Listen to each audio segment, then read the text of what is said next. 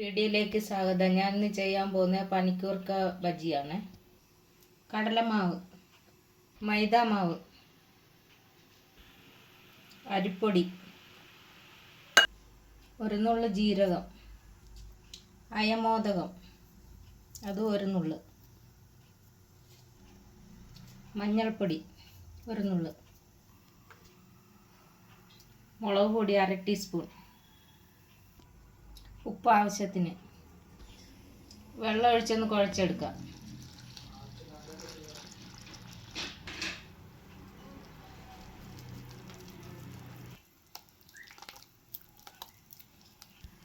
വെള്ളം ആവശ്യത്തിനൊഴിച്ച് ഒരു കുറിയ പരുവത്തിനൊന്ന് കലക്കിയെടുക്കുക.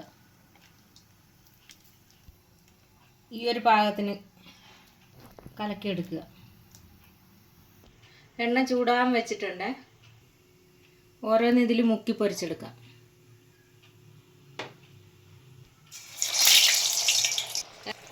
ഇല നല്ല വൃത്തിയായിട്ട് കഴുകി എടുത്തതിന് ശേഷം മാത്രം ഉപയോഗിക്കുക.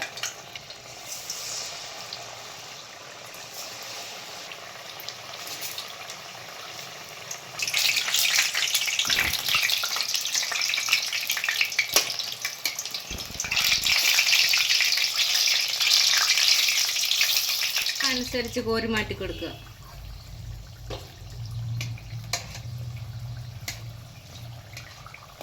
എല്ലാം ഒന്ന് തിരിച്ച് മറിച്ചിട്ട് കൊടുക്കുക.